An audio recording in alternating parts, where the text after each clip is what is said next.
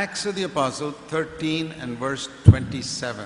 அப்போஸ்தலர் நடபடிகள் 13ஆம் அதிகாரம் 27ஆம் வசனம். Those who live in Jerusalem and their rulers neither recognize Jesus nor the utterances of the prophets, which are read every Sabbath, and fulfill them by condemning him.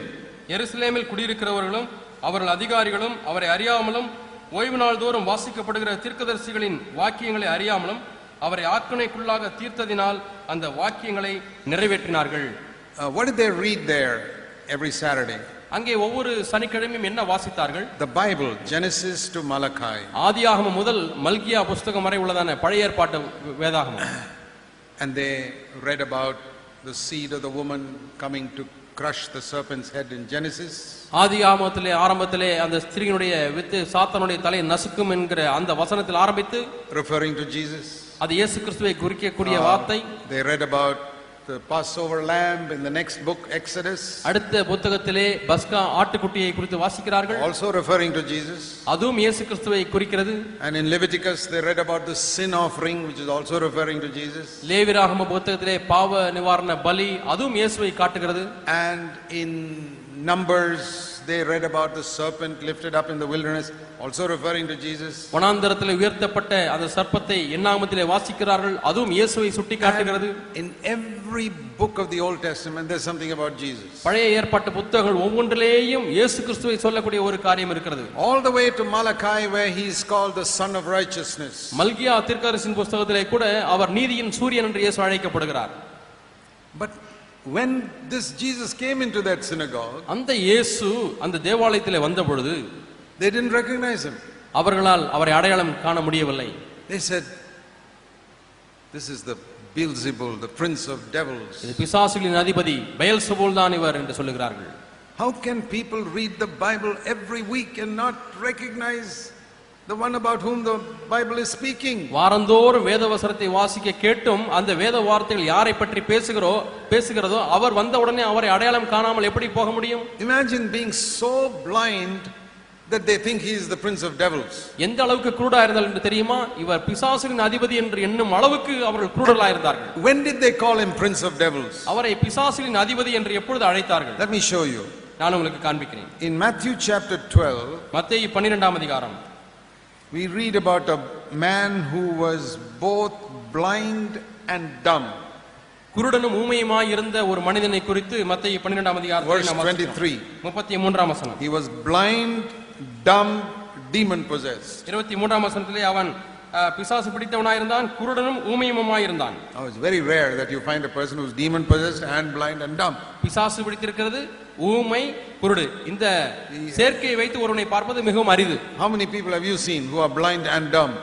நீங்கள் குருடும் ஊமையுமான எத்தனை பேரை பார்த்திருக்கிறீர்கள்? I've seen blind people, I've seen dumb people, but blind and dumb I've never seen in my life. நான் குருடனை பார்த்திருக்கிறேன், செவிடனை பார்த்திருக்கிறேன், ஆனால் ஊமையனை பார்த்திருக்கிறேன், ஆனால் இரண்டும் சேர்ந்து ஒருவனை பார்ப்பதை demon possessed. அதற்கும் அதிகமாக பிசாசும் பிடித்திருக்கிறது. And Jesus came. இயேசு அங்கே வருகிறார் And healed him. அவனை சுகமாக்குகிறார். The demon was out. பிசாசு போய்விட்டது. He could see. அவனால் பார்க்க முடிகிறது. He could speak. பேச முடிகிறது. Now I would have been excited to see that. இதை பார்ப்பதற்கு நான் அப்படியே பரவசம் அடைந்திருப்பேன். Think how this man's mother and brothers and all would have been so happy to see it. இந்த மனிதனுடைய தாயாரும் சகோதரர்களும் இதை பார்ப்பதற்கு எவ்வளவு சந்தோஷப்பட்டிருப்பார்கள். And some people said, hey, this is the son of David. ஓ, இவர்தான் தாவீதின் குமாரன் இவர்தானோ என்று சிலர் ஆச்சரியப்பட்டார்கள். But the Pharisees who studied the Bible, வேதத்தை வாசித்த பரிசேயர்கள், verse 24, 24ஆம் வசனம், they said, no, this is Beelzebul, the prince of demons. இல்லை, இவன் பிசாசுகளின் தலைவனாகிய பெயல்செபூல் என்று சொல்கிறார்கள். How could they be so blind? எப்படி இந்த அளவுக்கு அவர்கள் குருடர்களாய் இருந்திருக்க முடியும்? Now we need to ask ourselves, இப்பொழுது நாம் நம்மை நாமே கேட்டு பார்க்க வேண்டியிருக்கிறது. is it possible that we are also going to church every Sunday and reading the Bible and spiritually blind? நாமும் சபைக்கு வாரந்தோறும் போய் வேத வார்த்தையை பிரசங்கிக்க கேட்டு ஆவிக்குரிய ரீதியிலே குருடராய் இருந்து விட முடியுமா?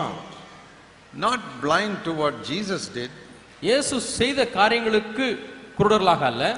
See, we need to understand this now. நாம் இப்பொழுது இதை விளங்கிக் கொள்ள வேண்டும். So please listen to me carefully. தயவு செய்து கவனமாய் என்னை கேளுங்கள். In the Old Testament, it was Moses who was the great man of God who brought the law.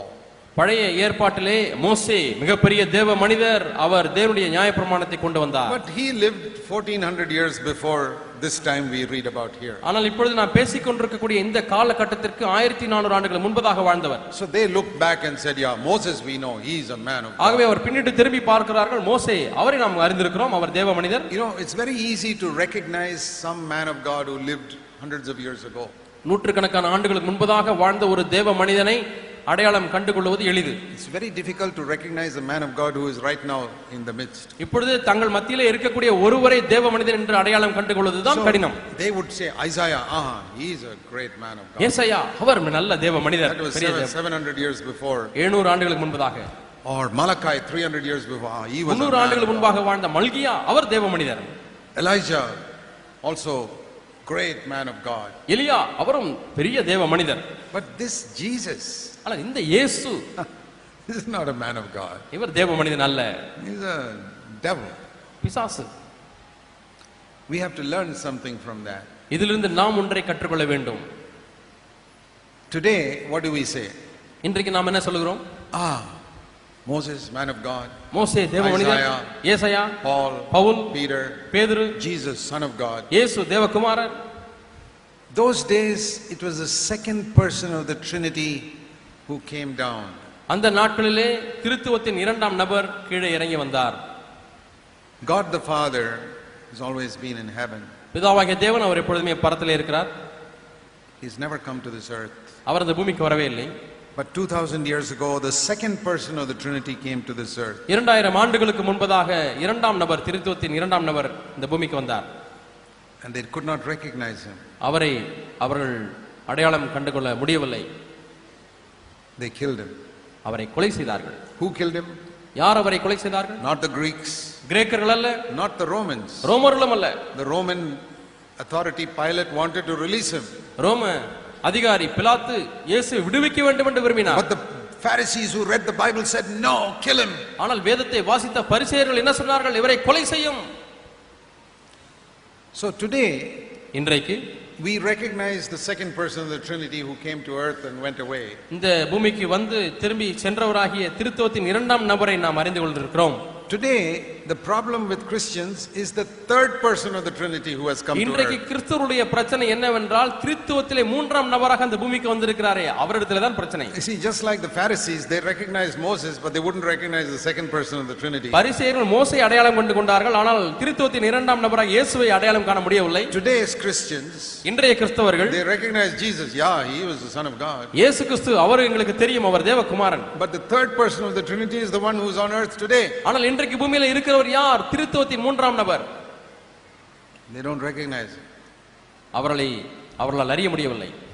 Or the devil has made so many counterfeit spirits பிசாசு எத்தனையோ போலியான ஆவிகளை அவன் காண்பித்து and விட்டான். sent them into Christendom to counterfeit the Holy Spirit. பரிசுத்த ஆவியானவர் அப்படியே காப்பி அடிக்கக்கூடியதான போலி ஆவிகளை இன்றைக்கு கிறிஸ்தவத்திலே சாத்தான் அனுப்பி விட்டான். We can say God so loved the world that he gave his son to die on the cross for our sins. தேவன் தம்முடைய ஒரே பேரான குமாரனை நம்முடைய பாவங்களுக்காக மரிக்கும்படியாக இந்த உலகத்துக்கு அனுப்பினார் என்று சொல்லலாம். So that our sins can be forgiven. நம்முடைய பாவங்கள் மன்னிக்கப்படும்படியாக. We can also say நாம் அதோடு கூட சொல்லலாம், God so loved Christians தேவன் கிறிஸ்தவர்களை அந்த அளவாய் நேசித்தபடினாலே that he sent the Holy Spirit அவர் பரிசுத்த ஆவியானவரை அனுப்பினார். to enter the hearts of those who will open their hearts to him. தங்களுடைய இருதயத்தை யாரெல்லாம் திறக்கிறார்களோ அவருடைய உள்ளத்திலே பிரவேசிக்கும்படியாக, to make them holy, அவர்களை பரிசுத்தமாய் மாற்றும்படியாக, in which they can never do by themselves. தாங்களாகவே செய்ய முடியாத அந்த காரியத்தை அவர் செய்யும்படியாக வந்தார். But just like in those days they rejected the second person of the Trinity. அந்த நாட்களிலே திருத்துவத்தின் இரண்டாம் நபரை தள்ளிவிட்டது போலவே today's Christians, many of them have rejected the third person of the Trinity. இன்றைய கிறிஸ்தவர்கள் திருத்துவத்தின் மூன்றாம் நபராகிய அந்த நபரை அவர்கள் தள்ளிவிட்டார்கள். What did the second person of the Trinity come to do? திருத்துவத்தின் இரண்டாம் நபர் எதை செய்யும்படியாக இந்த பூமிக்கு வந்தார்? He came to earth to die for our sins, to save us from our sins. நம்முடைய பாவங்களுக்காக மரித்து நம்மை பாவங்களிலிருந்து ரட்சிக்கும்படியாக வந்தார். What has the third person of the Trinity come to do? திருத்துவத்தின் மூன்றாம் நபர் எதற்காக வந்தார்? Listen. கவனி. He has come to implement in our heart the full benefit and blessing of what Jesus purchased for us on the cross. இயேசு சிலுவையிலே நமக்காக எதை விலைக்கரையும் கொடுத்து வாங்கினாரோ அதை நம்முடையதாக்கும்படியாக நம்முடைய முழுமையாய் மாற்றும்படியாக மூன்றாம் நபர் வந்திருக்கிறார்.